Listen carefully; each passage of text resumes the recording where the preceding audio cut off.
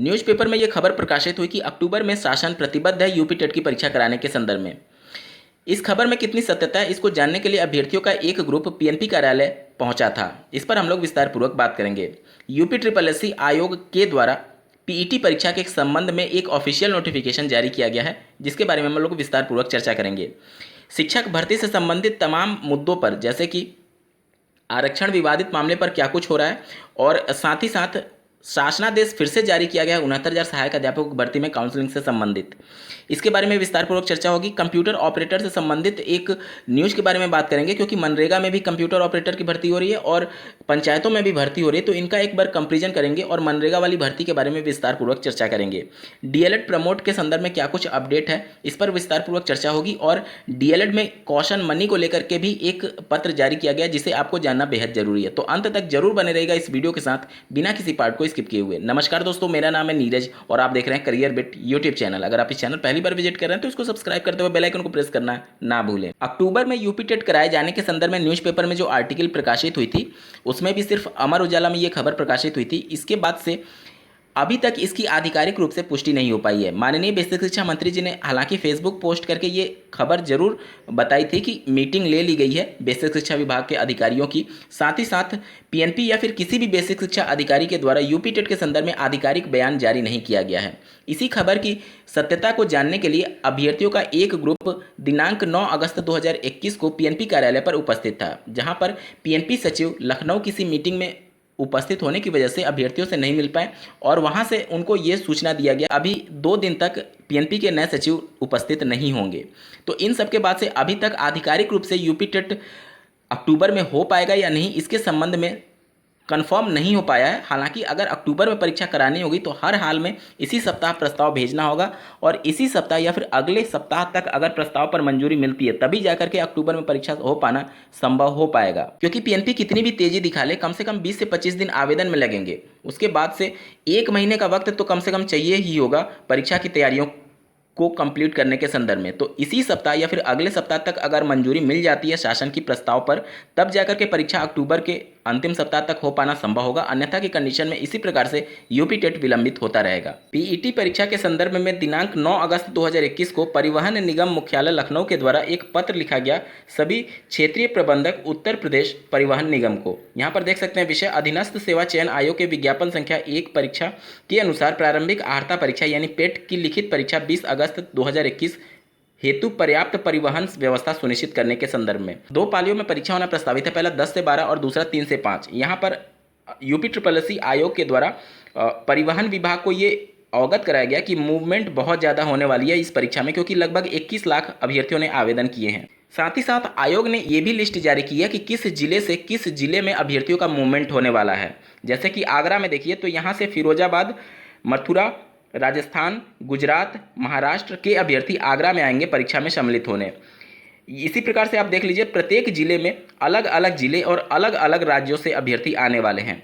बड़ा सवाल यह है कि उत्तर प्रदेश की लगभग प्रत्येक भर्तियों में अन्य राज्यों को मौका दिया जाता है, लेकिन अन्य राज्य की जब भर्ती निकलती है तो वहां पर उत्तर प्रदेश को सिर्फ 5% का ही कोटा होता है, या फिर साफ शब्दों में मना कर दिया जाता है। जो महिला कैंडिडेट होंगी उनकी परीक्षा उनके गृह जनपद में ही होगा, लेकिन जो मेल कैंडिडेट हैं उनकी परीक्षा उनके पास के जनपद में या फिर किसी दूसरे जनपद में भी परीक्षा केंद्र बनाया जा सकता है। बात करेंगे 69,000 सहायक अध्यापकों की भर्ती में तृतीय काउंसलिंग से जो सीटें बच गई थी उसके सापेक्ष अभ्यर्थियों के द्वारा मांग की जा रही थी कि चौथे काउंसलिंग के लिए शासनादेश जारी किया जाए। इसी के बीच सचिव बेसिक शिक्षा परिषद के द्वारा दिनांक 9 अगस्त को एक नोटिस जारी किया गया है। स्क्रीन पर आप देख पा रहे होंगे।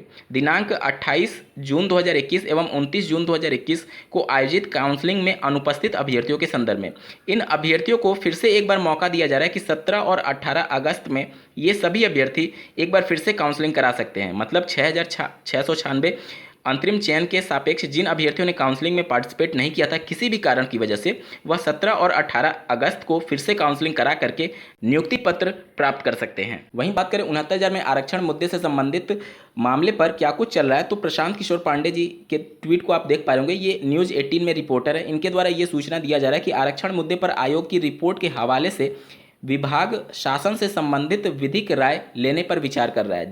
जैसा कि आपको ज्ञात होगा कि पद जोड़े जाने पर निश्चित तौर पर यह मामला कोर्ट जाने वाला है। इस वजह से पहले से ही कानूनी राय लेकर के सरकार कदम फूंक फूंक करके रख रही है। इसी के बीच राज्य पिछड़ा आयोग उत्तर प्रदेश के द्वारा दिनांक 4 अगस्त 2021 को सचिव बेसिक शिक्षा परिषद को एक पत्र लिखा गया आवश्यक कार्रवाई करने के संदर्भ में। अभ्यर्थी के द्वारा एक कंप्लेंट दर्ज कराई गई थी आरक्षण से संबंधित विवादित मामले को लेकर के। इस पर आयोग ने बेसिक शिक्षा परिषद को ये पत्र लिखा है। DSSB आयोग के द्वारा दिल्ली में होने वाली सरकारी शिक्षक भर्ती में अब कुछ नया बदलाव किया गया। शिक्षक भर्ती में प्रतीक्षा सूची जारी की जाएगी।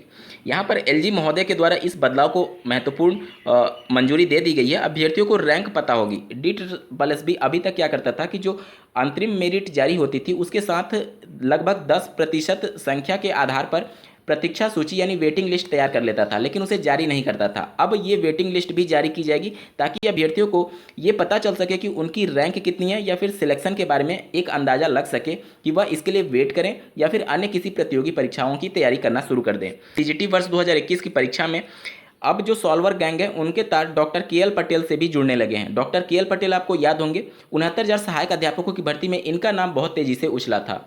सॉल्वर गैंग किसी एक परीक्षा को टारगेट नहीं कर रहे हैं, बल्कि प्रत्येक परीक्षा में सॉल्वर गैंग एक्टिव हो चुका है। आप देखे होंगे कि BEd की प्रवेश परीक्षा में भी, TGT की 7 और 8 दोनों परीक्षाओं में, और साथ ही साथ जो PET परीक्षा 20 अगस्त को होने वाली है वह भी इन सभी सॉल्वर गैंग के निशाने पर है। मनरेगा में कंप्यूटर ऑपरेटर सहित 4 पदों के सापेक्ष कुल 1278 पदों पर भर्ती प्रक्रिया प्रारंभ कर दी गई है। 9 अगस्त से आवेदन प्रारंभ हो चुके हैं। संविदा पर यह भर्ती होगी। हालांकि जो सैलरी है वो एक तरीके से ठीक ठाक ही रखी गई है, और यहाँ पर पहले दिन ही जब आवेदन ऑनलाइन हो रहे थे तो सर्वर यहाँ पर ठप पड़ गया और बहुत से अभ्यर्थी परेशान हुए, उनकी आवेदन कंप्लीट नहीं हो पाई है।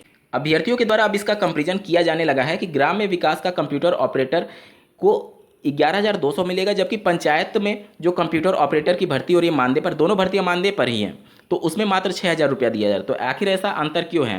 तो यहाँ पर पूरा कंपैरिजन करके दिखाया गया है कि देखिए, पंचायती राज में जो भर्ती हो रही है कंप्यूटर ऑपरेटर की, उसमें कोई भी कंप्यूटर का कोर्स अनिवार्य रूप से नहीं रखा गया। सिर्फ हाई स्कूल और इंटरमीडिएट की मेरिट के आधार पर ही चयन प्रक्रिया होगी। जबकि यहाँ पर आप देखेंगे तो O लेवल कोर्स मांगा गया है या फिर इसके समकक्ष हैं, तभी जा करके आप आवेदन कर पाएंगे। जिला व ब्लॉक स्तर पर टंकर और डाटा फीडिंग संबंधित कार्य करना होगा यहाँ पर ग्राम्य विकास की भर्ती प्रक्रिया में।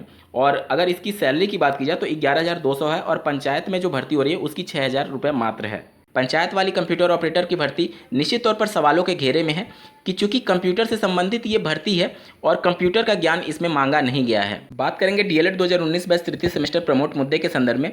PNP कार्यालय पर DLED 2019 बैच के रिप्रेजेंटेटिव्स उपस्थित थे दिनांक 9 अगस्त 2021 को, जहां पर उनको ये सूचित किया गया कि PNP के नए सचिव लखनऊ में किसी मीटिंग में व्यस्त हैं और 2 दिन के लिए वो गाजियाबाद गए हुए हैं। 2 दिन के बाद ही PNP कार्यालय पर उपस्थित होंगे। तो 2 दिन के बाद ही PNP के सचिव से मुलाकात हो पाएगी और प्रमोट मुद्दे पर क्या कुछ अपडेट है इसके बारे में सूचना प्राप्त होगी। वहीं DLED के 19 बैच रिप्रेजेंटेटिव्स का एक ग्रुप आज दिनांक 10 अगस्त 2021 को SCRT कार्यालय पर भी उपस्थित होने वाला है। प्रमोट के संदर्भ में क्या कुछ अभी की वर्तमान स्थिति है इसको जानने के क्रम में, क्योंकि PNP SCRT लगातार ये बोल रहे हैं कि हम शासन के द्वारा दिए गए दिशा निर्देशों का ही पालन करेंगे, लेकिन अभी तक प्रमोट के संदर्भ में शासन की मंजूरी नहीं मिल पाई है। तो आखिर कब तक मंजूरी मिलेगी? क्या इसी प्रकार से DLED 2019 बैच का प्रशिक्षण समाप्त होने के बावजूद प्रमोट की फैसले के लिए वेट करता रहेगा? शिक्षक भर्ती अगर आ गई तो, और अगर ये बैच पूरी तरीके से बाहर हो गया तो इसके लिए जिम्मेदार कौन होगा? PNP SCRT या फिर शासन? तो इन सबको देखते हुए निश्चित तौर पर कि इन अभ्यर्थियों का जो गुस्सा है वो जायज़ है। समय से रहते अगर प्रमोट करना है या फिर परीक्षा करानी है, जो कुछ भी हो, कम से कम फैसला तो ले। सरकार PNP SCRT इतने लंबे समय से इन सभी चीज़ों पर विचार कर रही है, आखिर फैसला क्यों नहीं हो पा रहा है? इन सबको लेकर के आज 10 अगस्त को अभ्यर्थी SCRT कार्यालय पर उपस्थित होंगे। अगर आपका DLED का 2 वर्षीय कोर्स समाप्त हो चुका है और आपका अंतरिम रूप से परिणाम भी जारी हो चुका है, तो आप कॉशन मनी के लिए अप्लाई कर सकते हैं। डाइट के माध्यम से आपको ये फॉर्म की कॉपी मिल जाएगी। इसको प्राप्त करके आप इसको फिल करके अपने संबंधित डाइट में सबमिट करेंगे तो लगभग डाइट की फ़ी स्ट्रक्चर में ये मेंशन होता है कि लगभग 2,500 रुपये कॉशन मनी होती है। तो वो 2,500 रुपये आपको आपके डाइट के द्वारा दे दी जाएगी। अगर आप निजी DLED संस्थान से अपना प्रशिक्षण कंप्लीट कर चुके हैं तो भी आप निजी DLED संस्थान में संपर्क जरूर करिए, क्योंकि उनके द्वारा प्रत्येक वर्ष 41,000 रुपये फीस वसूली जाती है। उसका जो फी स्ट्रक्चर होगा उसमें भी कॉशन मनी मेंशन होगा जरूर, क्योंकि जब 10,200 रुपये सिर्फ डाइट के माध्यम से लिया जाता है तो उसमें लगभग 2,500 के आसपास कॉशन मनी होती है और इनके द्वारा 41,000 फीस लिया जाता है। तो कोई भी निजी DLED संस्थान जो होते हैं वो आपको फीस स्ट्रक्चर देने से कतराते हैं, क्योंकि उसके बाद से अभ्यर्थी कॉशन मनी की मांग करने लगते हैं। जहां निजी डीलर संस्थान आपसे पैसे की मांग करता है हर बात के लिए, वहां आपको लगता है कि इतनी आसानी से आपका निजी डीलर संस्थान आपको कॉशन मनी अवेलेबल करा देगा। तो ये आपकी जिम्मेदारी है। अगर आप एक्टिव रहेंगे तो आपको 5,000 के आसपास मिल जाएगा निजी डीलर संस्थान से, और अगर एक्टिव नहीं रहेंगे तो वैसे ही पैसे आपसे वसूलते रहते हैं, ये पैसे भी डकार जाएंगे। तो आप अपने कॉलेज में संपर्क जरूर कर लीजिएगा अगर कॉशन मनी को लेकर के आप सीरियस होंगे। आज के वीडियो में बस इतना ही। ऐसे ही महत्वपूर्ण अपडेट्स के लिए इस चैनल को सब्सक्राइब करना ना भूलें। इस वीडियो को देखने के लिए आपका बहुत बहुत धन्यवाद। भगवान करे आपका दिन शुभ हो।